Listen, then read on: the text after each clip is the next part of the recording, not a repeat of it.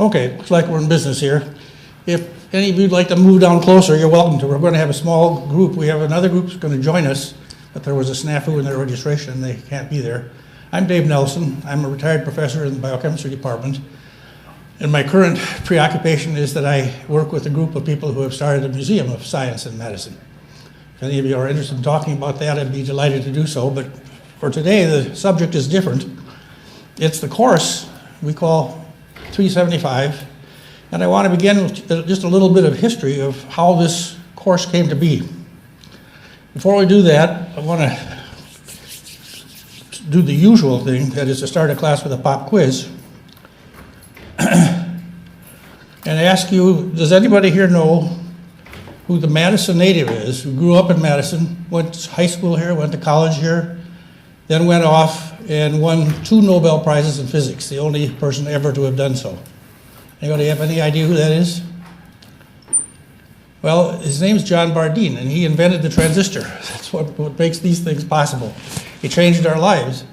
But we don't know about him, and that's typical of so many others who have worked here, studied here, passed through here, who have made really important contributions to everyday life, but have done so in the usual scientific way of being rolled over by the fact. Nobody cares who discovered ATP, even though ATP is crucially important. I'm sure that my biochemistry students couldn't pass a final where I asked who discovered ATP. I'm not sure I remember. Here's John Bardeen. He won the first Nobel Prize for the discovery of the transistor, and he shared that prize with 2 others. Then he won his second Nobel Prize in a completely different area. He worked at Bell Laboratories. He worked on low temperature physics. And he is clearly the golden boy of Madison. But we don't know about him. Look at this list, names of places or buildings, all of which we've walked by and read and seen 100 times. Is there anybody here who could describe the reason why any 5 of these names belong on the historical list?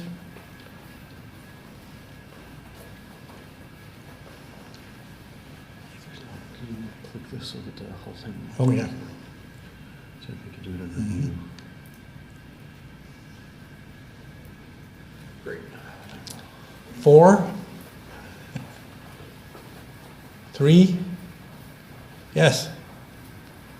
Oh, I can do 3. Steinbach is on there for the co-discovery of vitamin D. Babcock's on there for the milk fat test, and King was the first chair of soil sciences. All right, so 1 of 25 or so could identify 3 of these characters. But it's another example of the same phenomenon. We don't remember the people who have made the discoveries. And in forgetting them, I think we lose a lot of the richness of the subject that we study. The historical background to a discovery is really the flesh and blood that goes on the bare bones of factual science. And I think it's a casualty of the way we teach now. The courses don't have space and they don't have time in the course to do these things. And so we leave them out, and we do so at the risk of losing the richness of our own field, our own area. If you're not a scientist, the same thing is still true, that if we don't even know what has come out of our own place here, our own backyard, we can't possibly appreciate the value of research. So for a number of reasons, I consider it very worthwhile to have a course like this. And the history of this course began with Bob Kaufman, who is a retired professor from animal sciences, who about 5 or 6 years ago, maybe even a little more, convened a group of CALS retired professors and brought to them the problem that as we each stepped off the stage, fell off the stage, we took with us a lot of the background knowledge of our own fields. And if we weren't careful, it would be lost forever. And so we talked at some length about what we could do to preserve the history of our college and of our departments and of our laboratories. And we decided to do several things, one of which was to teach a course, this course, which we began to do, I think, 4, maybe 5 years ago, a course in which the format was to have one lecture in the week be a discussion by a retired faculty member of something really exciting that had happened during his or her life. Very often the exciting thing happened in this person's own laboratory, but not always. And then a second day of the week, we had a current member of the faculty, usually the same department, but not always, to talk about the current expansion of that early research into something that has changed lives. And we did this week after week. One of the things that was really very striking was that each of these was a remarkable story, and most of us had never heard any of these stories, or had heard very few. You know, the stories that you remembered, the vitamin D story, that probably comes to mind first. Babcock comes to mind, and then after that, people don't know what happened here very much. So we taught the course twice in the past, and we rotated the speakers so that we had more than one set of speakers. And that meant that there were some 20 or 25 people, each of whom had a really interesting story to tell. And we decided as a group that we wanted to keep doing this, and we're doing so now with a slight change, which I hope will turn out to be a good one. In the past, we were not able to invite the public to these talks because there was some funny business about the registration of students and tuition and stuff like that. I don't understand. But now we can. We've fixed that problem, and we want to welcome your friends and yourselves if you're not registered for the course. The people who made the difference here are, first, Bob Kaufman, who started the business. Second, Tom Zinnan, who has disappeared now, I think, but was here. Yes, he did disappear. Tom really did the organizing for this semester, and I can't thank him enough. Dean Kate of the College of Ag and Life Sciences actually set up a committee, a standing committee of people who were interested in history and would try to capture some of the history in a variety of ways, and we're doing that. I see several of the people in that group here today. That committee organizes documents, tries to digitize things, identify photographs, bring talks. It's an effort, maybe fruitless, but we're going to try an effort to preserve the best of the college's history. Another of the things that students did in this course in the past was to choose for their project the restoration of a scientific instrument. I am a world-class scientific instrument pack rat, and so I have rooms full of old stuff that doesn't work, but is beautiful. And it would work if somebody just gave it a little love. And so we actually had several students who took on the project of restoring an instrument and then actually using it in an experiment and videotaping that. And another of the outcomes from this original group of people talking about history was that we meaning several people from the university and outside the university, have begun a Wisconsin Science Museum. It opened in 2015. It is on the just off the square in the METC downtown campus, and we'll be there until December 21st when the building is due to come down. Where we will be after that, I cannot tell you. But anyway, these are all outcomes of that original meeting that Bob Kaufman called, and I'm glad he did. The organization of the course I've already indicated. This semester we'll meet on Mondays and Thursdays. 4:45 is chosen because the parking gets easier around here. The lot behind biochemistry is free. The lot behind me here is cheap, but not free. And so you can get here without too much struggle. The lecture series this semester has at least 15 different departments represented. The students in the course here who are taking it for credit do several things depending on whether you are taking it for 1 credit or 2. For 1 credit, we ask you to write weekly papers, short papers, in which you try to tell us what you got out of the connection between the money lecture and the Thursday lecture, the history and the current. If you take the course for 2 credits, instead we'll have you choose some subject or some person and do some serious digging to write a substantial paper on this person's life or his contribution or hers. This is not a bad thing to do, actually. It may sound like it's work, but it turns out for some people to be a lot of fun. In one of the offerings of this class before, a woman went into the Steinbach archives was digging around in the basement in the dark corner there and found a cardboard box in which there were all of the medals that Babcock had won in his lifetime. Tremendous accomplishments.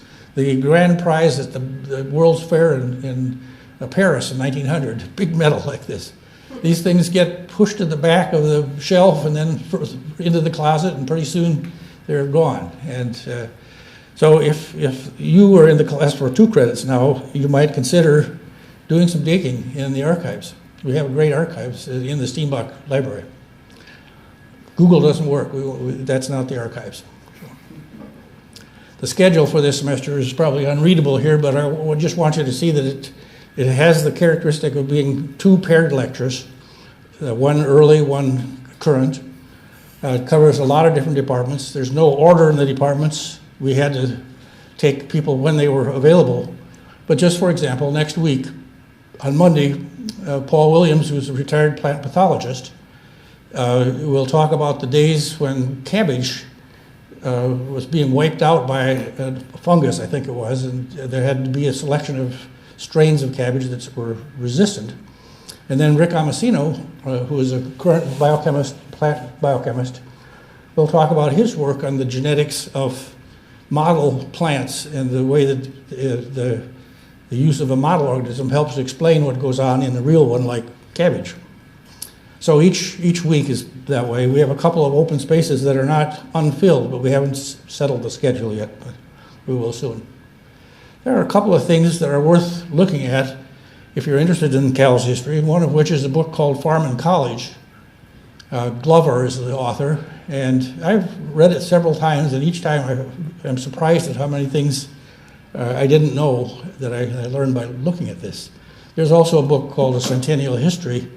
It was published at the centennial of the college, which I guess was around 1990, and it is also a good source in the college in general. There are a whole lot of departmental histories. In my office, I think I have every departmental history in the whole CALS. We're trying to figure out a way to put those on reserve so that you can get at them, but also students from another course I'm teaching can get at them. And as soon as we get this solved, I'll tell you, you can start to think about them. Okay, so much for the background of the course. Let me just, in this remainder of the lecture, tell you about one story or one set of stories that is probably not as well known as it should be, but is really quite remarkable and has important aspects of Wisconsin's current activities already appearing 100 years ago. Stephen Babcock is a member of the Department of Biochemistry who came in 1886 or 87. E.B. Hart was a little younger and came to the same department 10 years later. And the two of them developed a series of experimental approaches that essentially led to the discovery of vitamins. So I wanted to talk about the Wisconsin hunger fighters and the way they did what they did.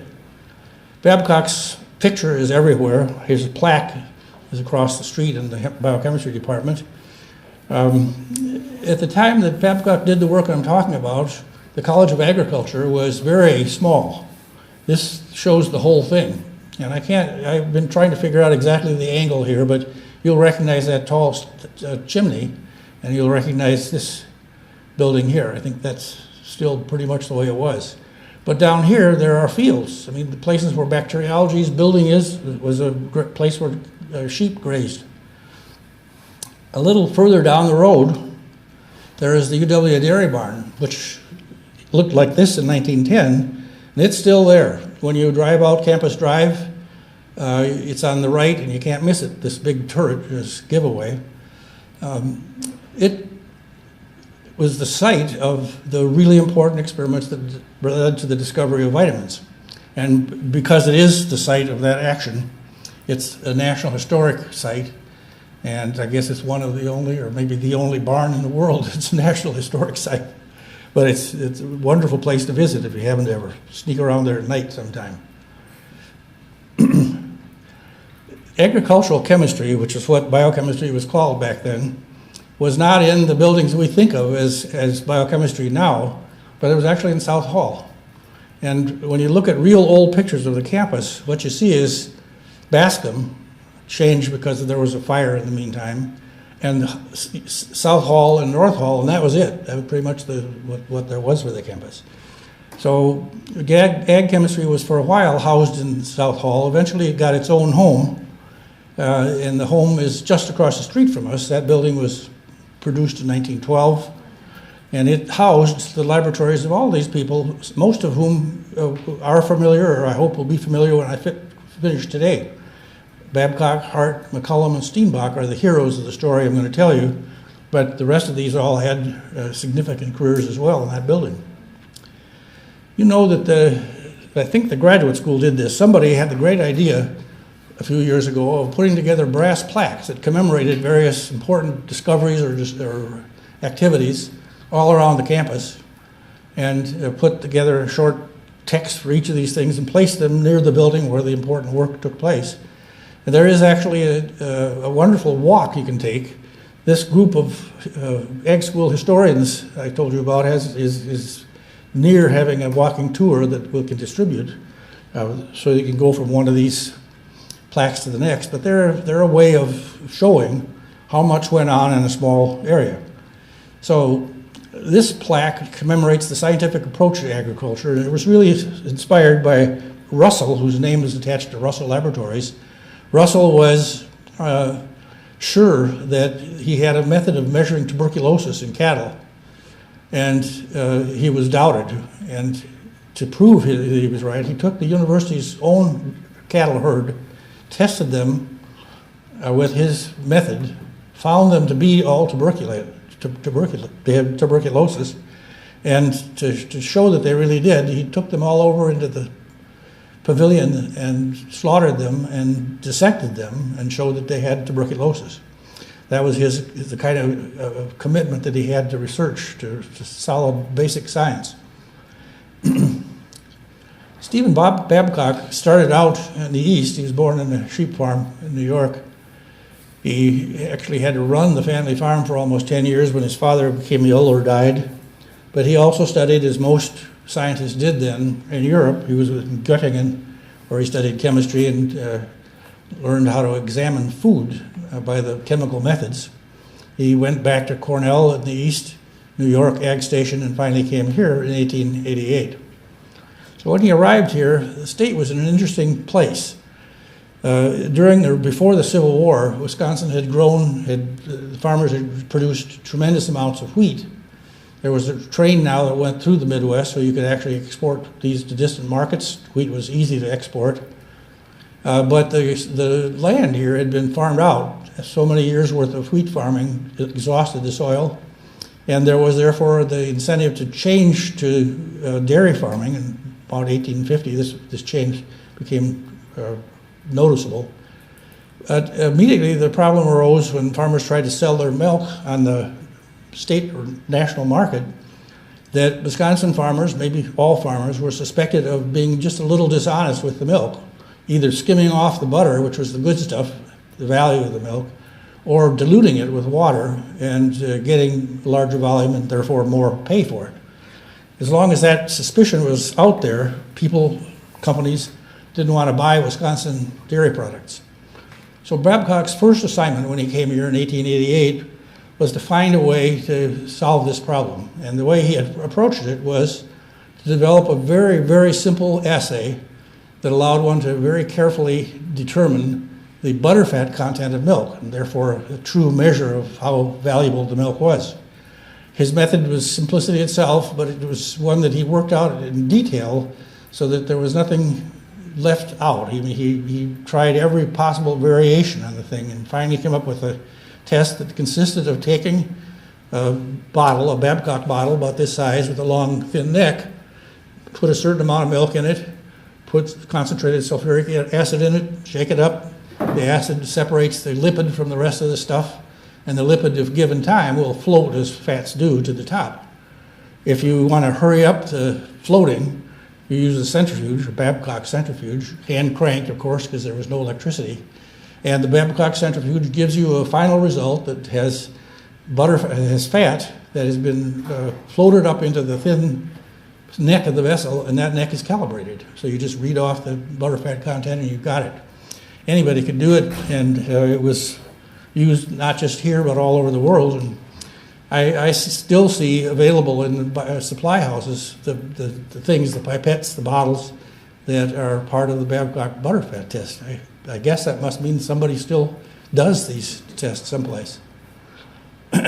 So here's the plaque that commemorates that. Here's a Babcock centrifuge. 4 different vessels are shown there, and you see the tall, thin neck of the bottle.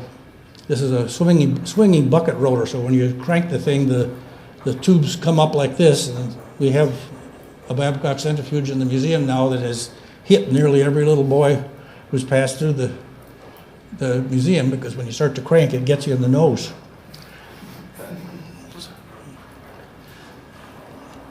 I found that the textbooks written for school kids, presumably kids 12 or 15 years old, included a detailed instruction on how to do the Babcock test. So I presume that kids were trusted to do this, even though the reagents are hardly benign, and that speaks for the simplicity of the method. So Babcock made his big splash that way, but his most important contribution came here.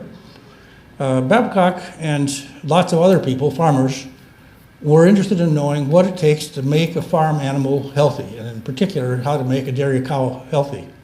What do you have to feed to get a completely healthy thing? And the equation always pitted goodness of feed against the cost, because you're trying to do something economically.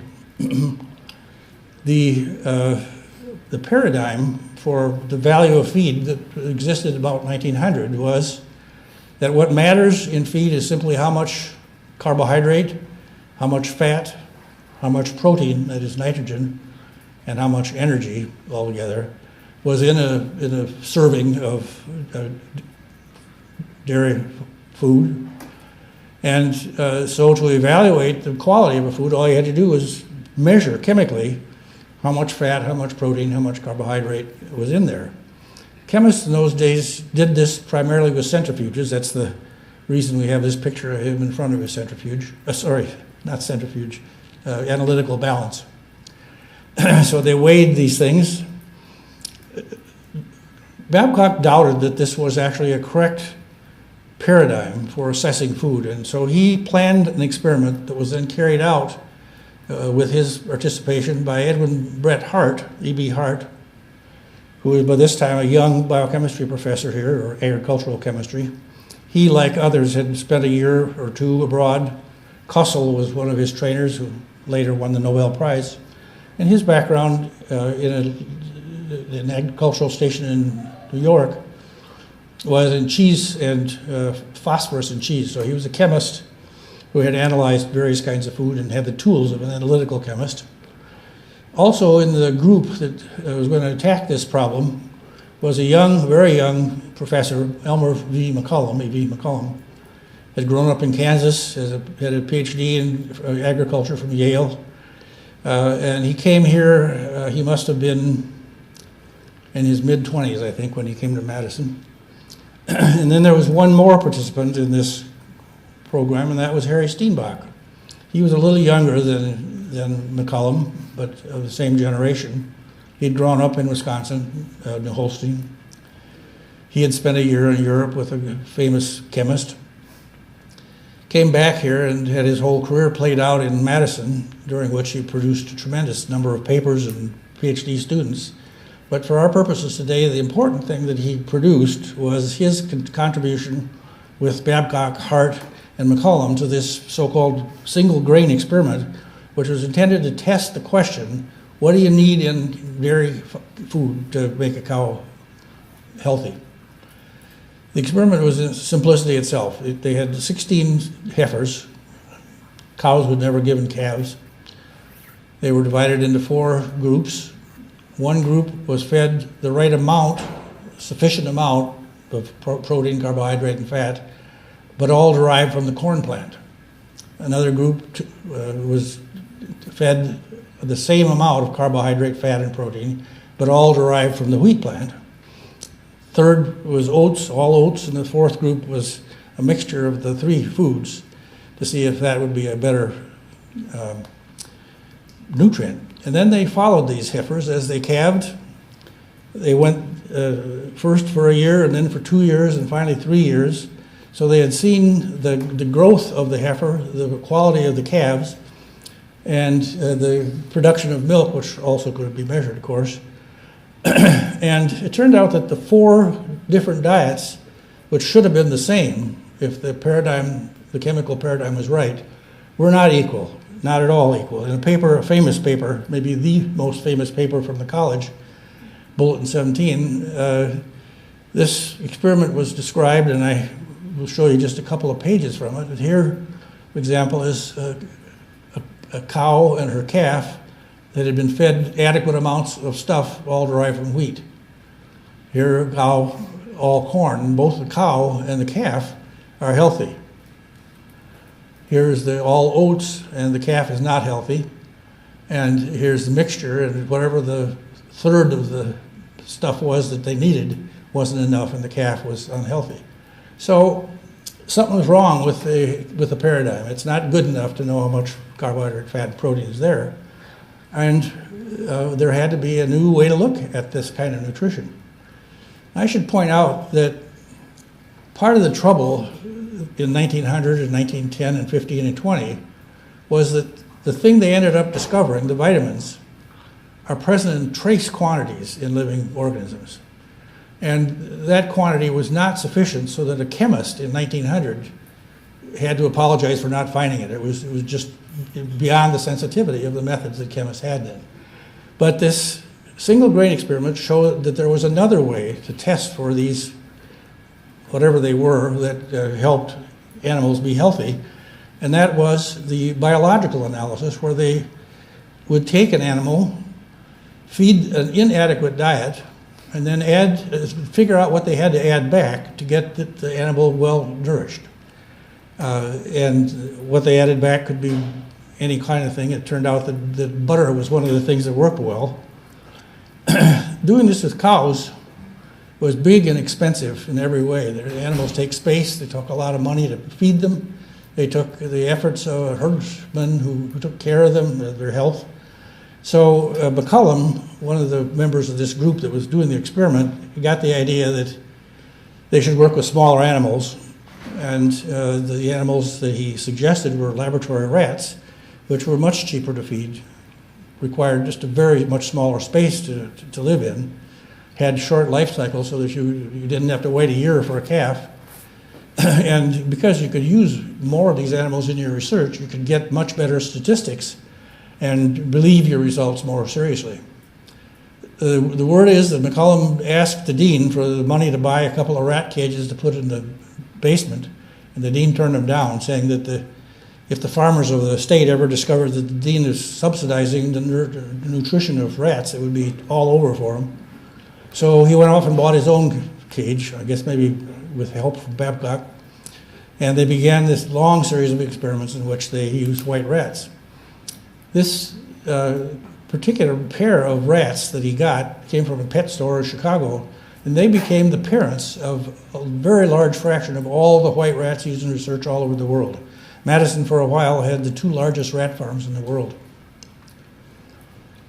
So there was this way. Now, inadequate diet, supplement it with something. If it worked, then fractionate the something and see what's in there that was able to confer health on an otherwise ill animal.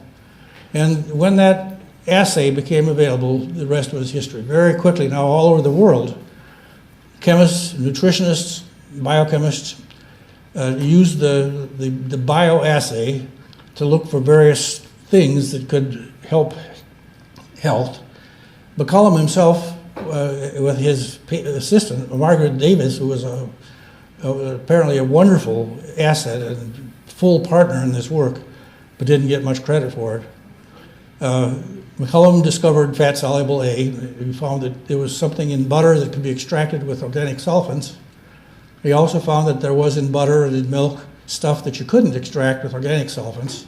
That was the water-soluble fraction. And so there was fat-soluble A, water-soluble B. A eventually turned out to contain 4 vitamins, A, E, D, and K. water-soluble B, we had B1, B6, B12, a number of water-soluble vitamins that we all know now. Another of the things that they could do to test material was to ash it, put a sample of something, milk, butter, whatever, in a tube, add strong acid, heat it until all the organic compounds were gone, and all that was left was salts like sodium and potassium and magnesium and calcium. And they were able to use this same assay to add back ashed things. McCollum took after vitamin A. Steinbach found the vitamin D problem more interesting, and he went after the observation that in humans, rickets can be cured. Rickets is a disease of bones. It results from bad handling of calcium. Rickets could be cured in children by simply setting them naked in the sun for a few minutes every day. And it became clear that it was ultraviolet light that was doing this. Steinbach made the very interesting discovery that you don't have to irradiate the animal. If you even irradiate the food with ultraviolet light, that's good enough to make the vitamin D useful, and now the nutritional value is all there. So McCollum studied A, Steinbach studied D, Elvium and Strong, whom I have not mentioned yet but who are coming, looked for the factor in foods that cured the very serious disease pellagra. In 1920, thousands of people had pellagra in the South, especially in orphanages and prisons.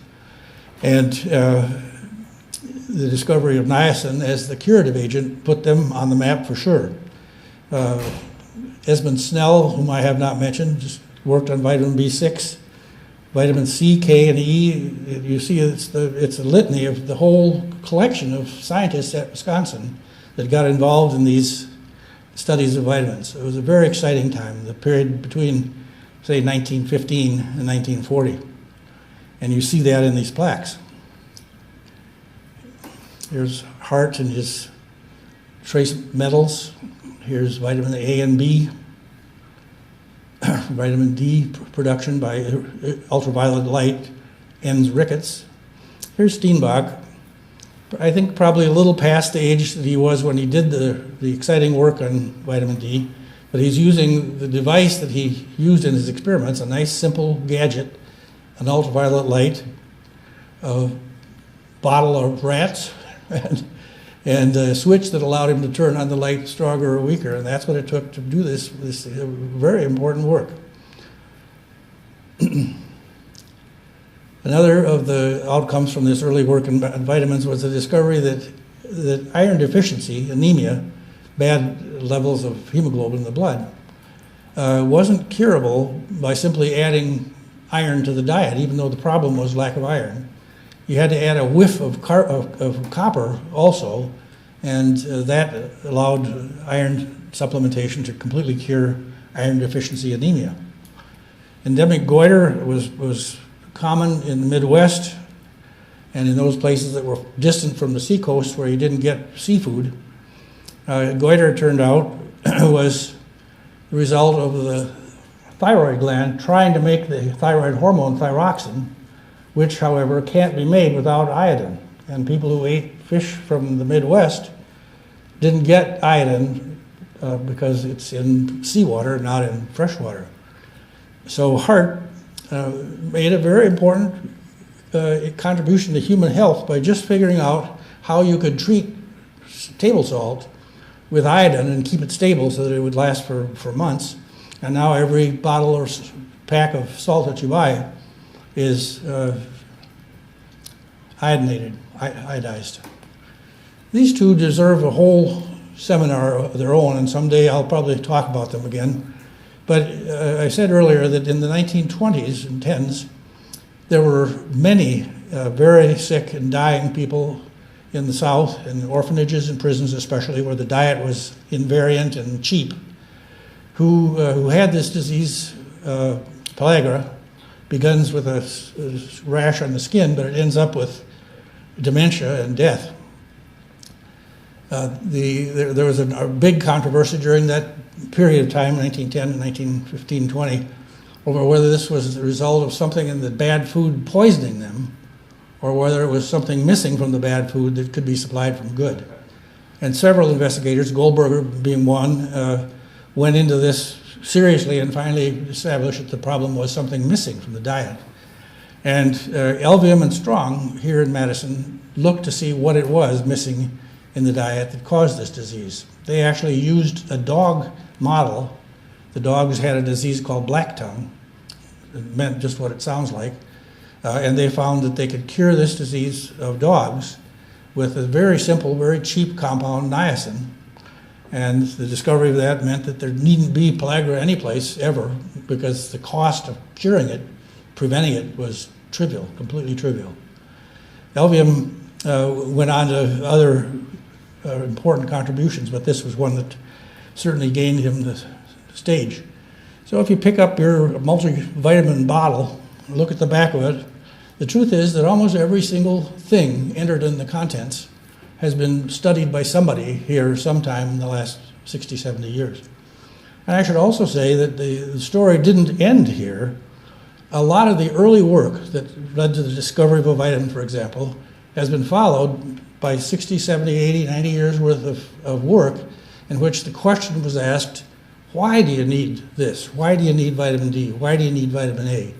And at what level, molecular level, is it having its function? So if you walked around the department, the lab, or the campus today, I bet you could find 50 people at least who are studying some aspect of the function, molecular level, the function of vitamins.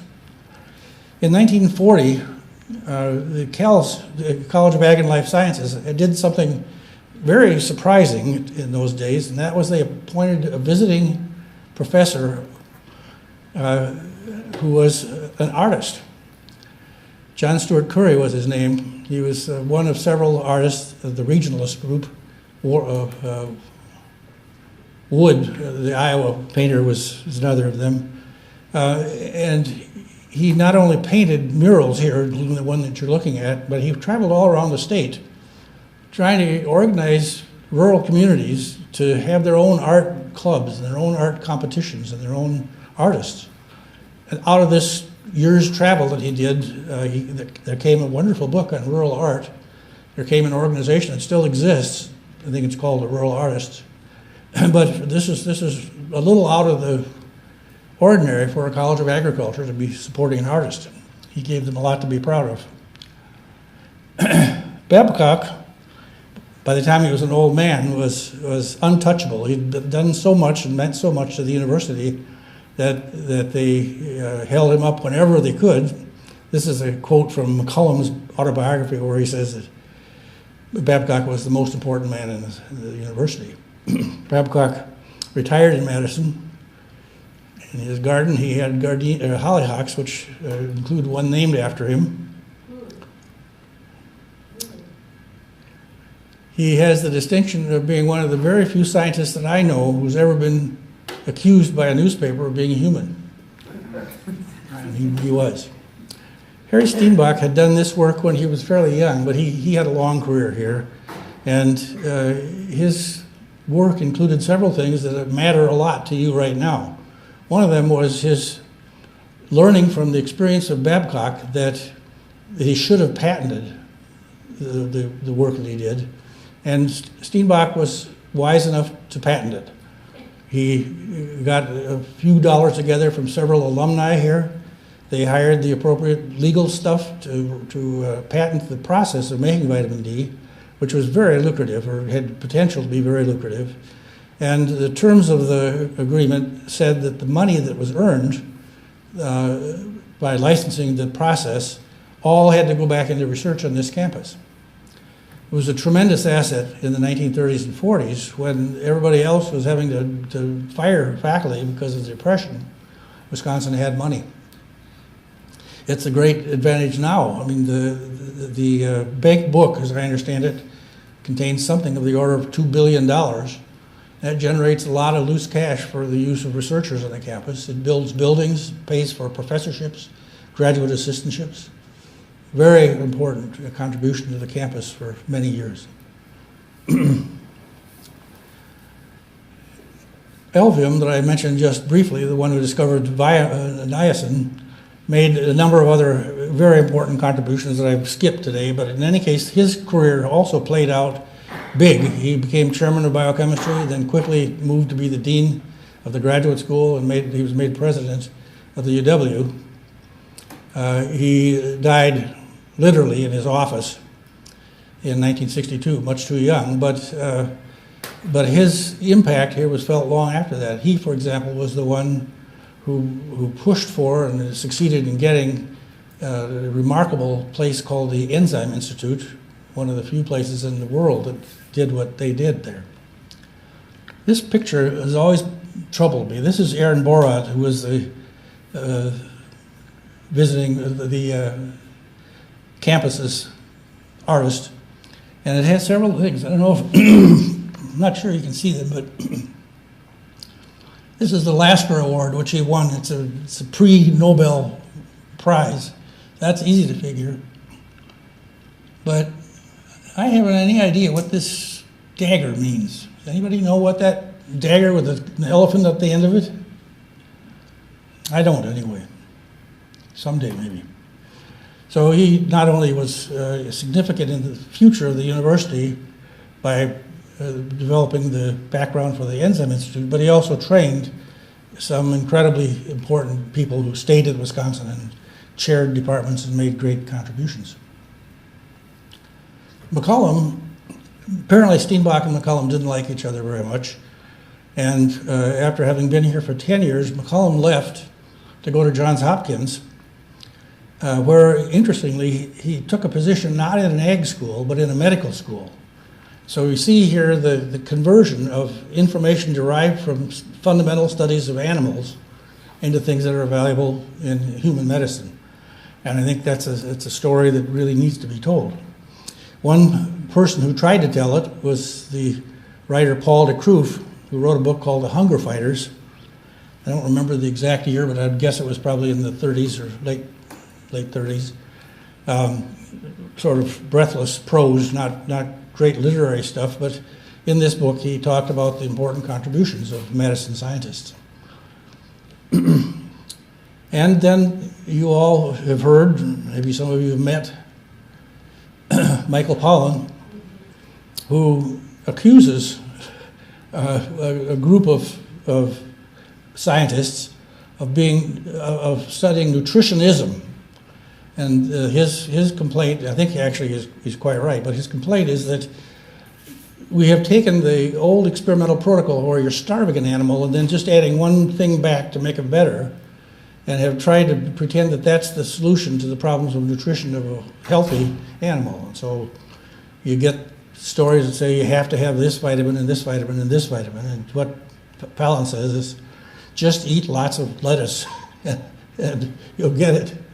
So the work that was done on vitamins continues to have a huge impact worldwide, and as I said, there are a large number of people, number of laboratories here and elsewhere that still study the molecular basis of this. We're going to take up more of these studies here, biochemical studies, later, but for next week it'll be plant genetics in the good old days, breeding resistant plants, modern days, using the model organism Arabidopsis to study plant biology.